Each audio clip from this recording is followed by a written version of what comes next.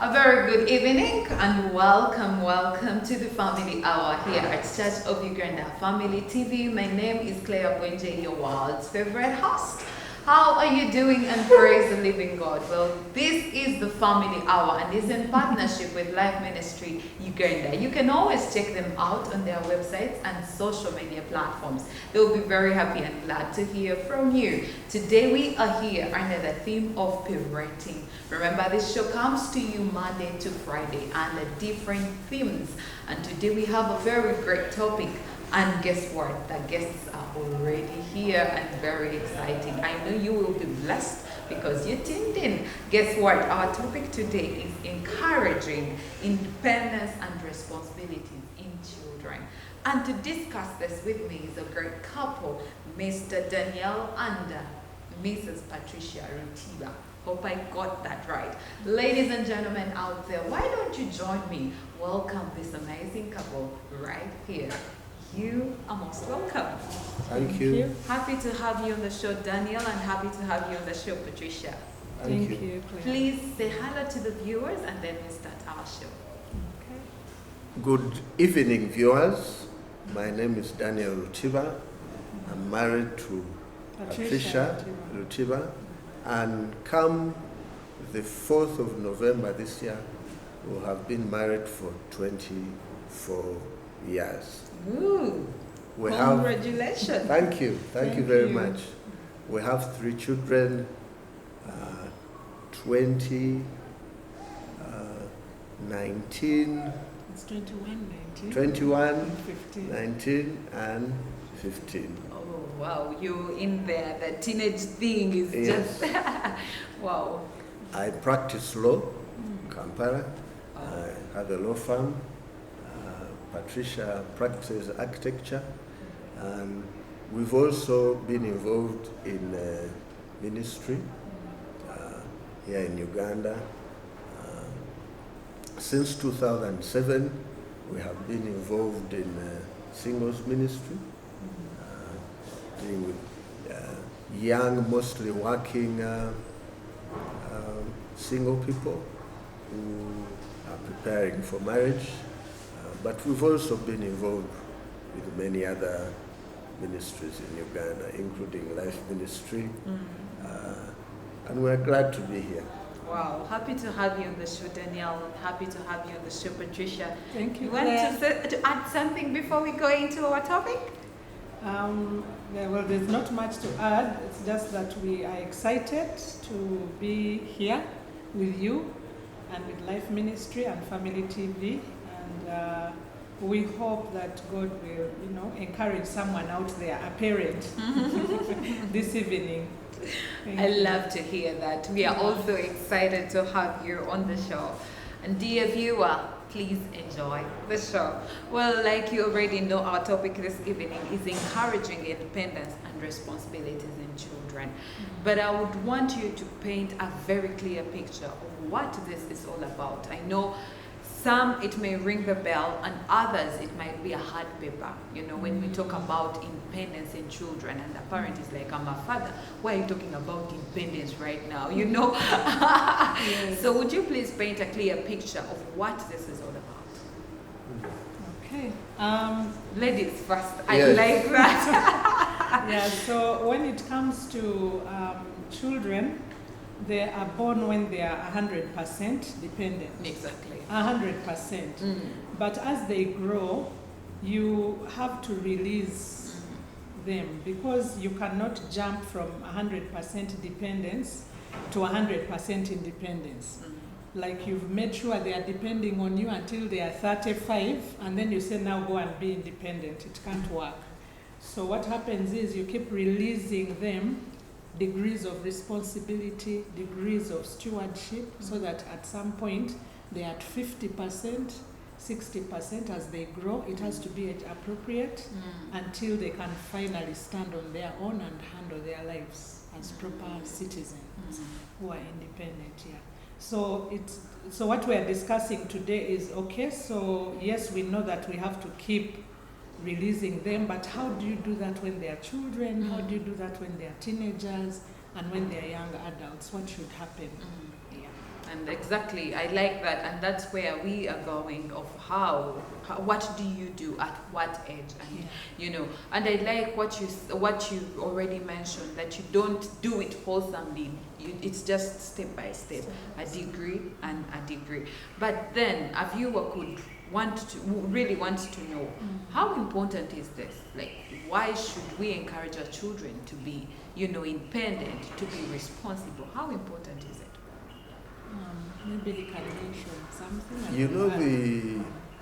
The evolution of a person from childhood to adulthood is a process that, as Patricia says, starts from dependence.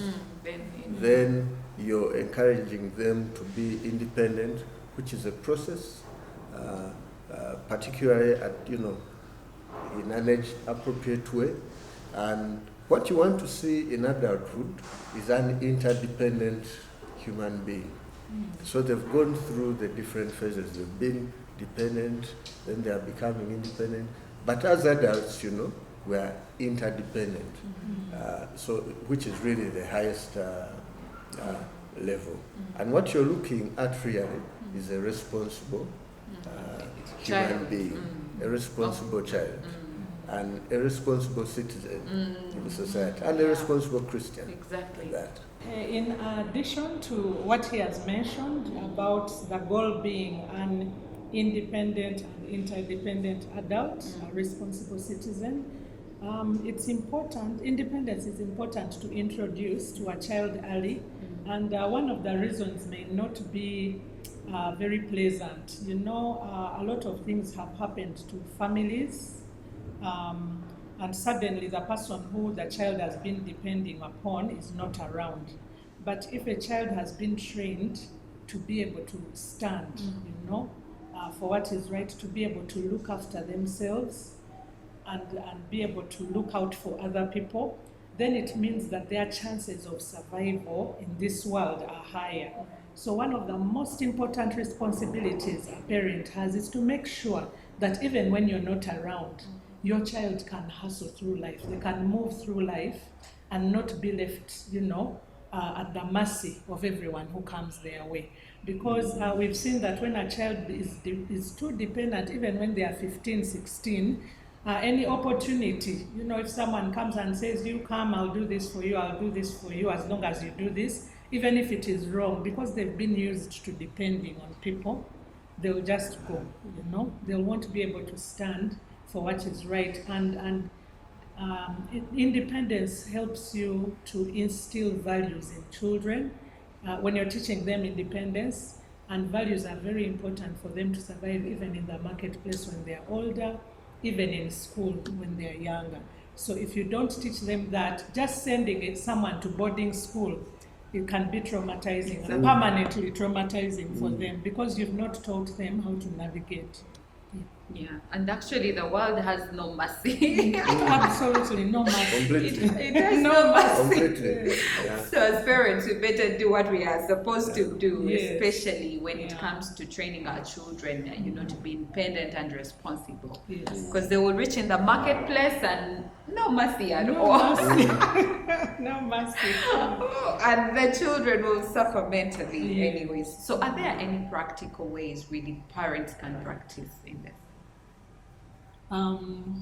Let me start off. One of the funny things I have a joke with my daughter. I learned it when I was attending a course, and I think I advise parents, if there's any parenting course that is based on godly values, it is good to attend it, because there's something I learned there about giving a child their monkeys. That when a child is born, you're carrying all the monkeys, their responsibilities.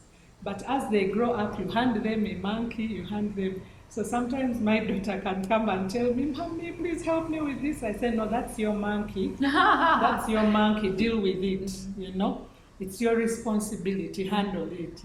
So it's the monkey joke, but it's just a way of saying, you know what? If they are 2 years old, let them start with a small monkey. After they've played their games, they should be able to pick up their things and put them away. You know, they should be able to clean up after themselves.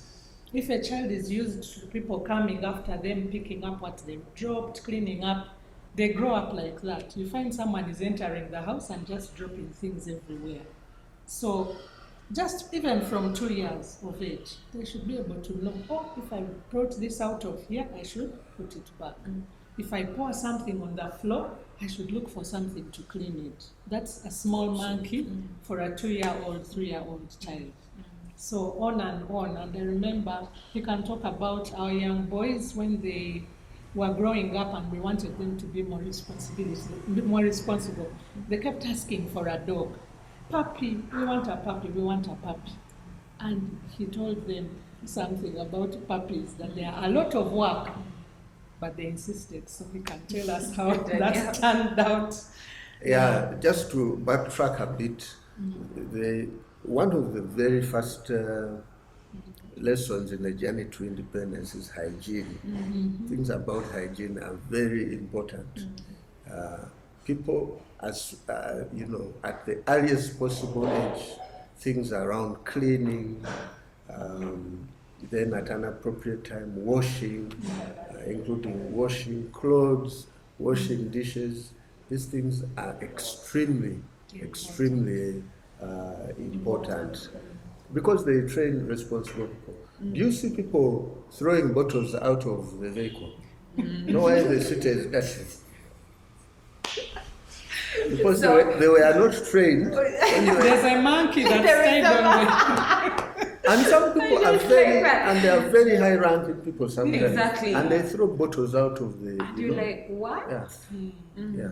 Sometimes it is like, your boss, you can't even do anything. Sometimes they, just throwing bottles, littering the street, and it's terrible. Yeah. But what he was talking about, the children, is when we then had to bring the dogs home, they had to feed them, they have to wash them, and so a whole routine began around that. That now you have to open it, in the night, then you have to feed it in the morning. And now, because this is to Patricia's credit, she taught the children how to cook. Wow. They all cook, all of them, the boys and the girls, they all cook, because he taught them, so they would even prepare the meals, even for the dogs. Even for the dogs. Yes. Wow. And what that then means, it brings in another responsibility item, timeliness and timekeeping. That means you have to wake up early. Because you wake up early. She even introduced a rota of breakfast. You're responsible on Monday, the other on Tuesday, the other on Wednesday. Oh, I love the intentionality here. Wake up early, prepare breakfast for everyone. Yeah. That's so great. But how easy has this been for you? Or how hard has it been for you to encourage the independency and the responsibility in your children? It's not been easy because, when you're balancing, you have children with different temperaments, different characteristics, and there are some who like dodging responsibility more than others. Yeah. And then they want to see, has she noticed that this week I'm supposed to be doing breakfast, but I skipped has she noticed yet? So you have to be very alert. If you've given responsibility, be alert to notice when something has slipped, because the moment it slips, you call it up, and then they can, because for children you have to keep repeating, don't give up. The problem with many parents is after saying it so many times, you say, okay, let me just do it myself. Yeah, I might as well just do it myself. Let me just do their breakfast, pack their break myself. But at a certain age, they should be packing their own breakfast, they should be making their own breakfast. And then maybe you give them a break during the holidays, because that's what happens. You tell them, okay, if you do it faithfully during the term, you handle your week, this one handles their week, then during the holidays you'll rest, someone else will handle the breakfast, So having to give them those breaks where the responsibility is not so heavy on them. You know, sometimes they can feel, Mananga, am I a parent already? I'm the one cooking for the whole. So it's good to give them that opportunity, you know, like, okay, you rest. You know, it's holiday time, just chill. But the moment term starts and the rigorous rhythm has begun, you know, we have to come back to, you know, orderly living. Yeah. So it's not easy.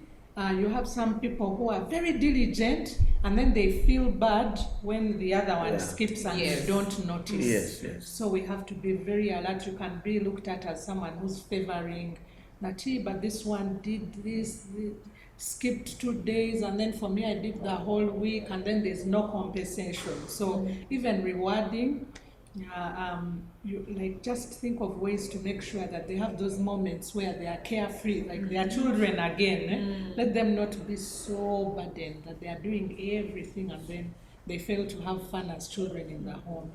So they have those small responsibilities as they are growing up, and then high school, you know, making sure that your clothes. They talked of hygiene. When they would complain, but mommy, now washing these clothes, this is a chore. I would say no, as long as it's to do with your body, it's not a chore. If it is washing your clothes, it's not a chore. A chore is what will you do that will benefit everyone else. So if you're washing dishes, yes, that's a chore, because you're helping, you know, you're doing it for the whole family. If Daddy and I go and do shopping, that's a chore, because we are doing it for all of us, not just for, you know, us as a couple. So that's very important to make sure that you balance, because the challenges have been where someone, you know, feels it's not fair. It's not fair. So let's be fair, and they will embrace the responsibilities. And in addition, when you get involved yourself in the tasks, you know, you bring dignity to work. Like for me, I say, okay, we are doing dishes. For me, I'll do the dishes myself. I like that, yeah. So I do the dishes, and I like to do things very well. Whatever I do, I like to do very well, even though it takes, you know, an hour. And then, you know. So when they see that you are also involved, then it's, you know, the perception changes. Then you're not loading it over to other people. And we can be involved. Why shouldn't parents be involved even in the chores at home, even when there is a baby? I mean, it's your responsibility to train them, to lead by example. Yes. You know, one time someone told me a story of on a Saturday she made juice, and then the daughter was like, "Mom, you know how to make juice?" Like she was so surprised because she has never seen mom make juice. Like it's the nanny that has always made juice, so it appeared as a big surprise. But you also know how to make juice. So I really, really like that. That as parents, we should be a part of all this. Do work with them. They will actually enjoy it. If mommy can, why not me? If daddy can, why not me? So I really like that. Aren't you a type of, I've suffered, you know, when I was growing up, with dad, with what? Why should my children suffer? Aren't you a type? No, because you know, see, this is what they'll meet. You know, they'll have families, and then maids can't always be there. Personally, I had adventures with maids. So you'd get one who comes today, and then they are gone in 2 weeks, and then you take 2 more weeks. So will the house be dirty? People won't eat. So I always tell them that, you know, you're going to have your own home. So you may not always have a maid. So the reason we are doing this is so that you can manage. Don't you see that when there's no maid, we are okay? We still move on, you still eat good food, you still, you know, get to use it because you've been able to learn how to manage without them. So I always encourage them. They have to carry all those monkeys so that they're able to manage their own homes properly. And that's quite true. But you know, in this time, we always have excuses, you know, of me. When I was growing up, I was doing this, I was doing this. My child will not go through that. Let them enjoy. Let them enjoy life. I know. But I like what you're putting here, that as parents, it's our responsibility actually to train them to be good citizens, like Kim mentioned, to be good, you know, workers, be good stewards for the future. Like we already said, the future is massless. the world is massive. Very No one poor. will. So anyways, how can parents strike a balance between supporting their children and allowing them to learn from their mistakes? Maybe you start. A balance between Strike a balance between supporting their children and allowing them to learn from their mistakes. I think we need to be honest with each other. I think when we were young as well, we made mistakes. For us as parents in our home, we have never punished children, for instance, before explaining. Before explaining, just exploding because you went to work and you quarreled with someone, maybe people in your office, or you went to courtroom and it was a very tense session, and then you come back and then you load it to other people. And then also in the situations where I have, for instance, done that, I have called back the child and say, yesterday I'm sorry. Oh. Yes. And the You have to- African mother Yes. or father is like, what? See how? Yes. You can Yeah. apologize. If you hurt a child and it's very clear to you that you are influenced by an exterior Force. or something happened, you should, because you love them and you want them to grow up as Be able to balanced say sorry. human beings, and they should also be able to say sorry. Because if you Exactly. do not say sorry, Monkey see, monkey do. Yeah. If they don't see you say sorry, they will They'll never. never say yeah, sorry. if you cannot apologize Yeah. to your children, if you cannot apologize to your spouse, Yeah. Then they- why should they? Why I should they? mean, there is no meaning to that. Yes. Anyways, I'm sorry, I'll cut you short. We will go off for a short break, but the show returns immediately after the break. Don't go anywhere.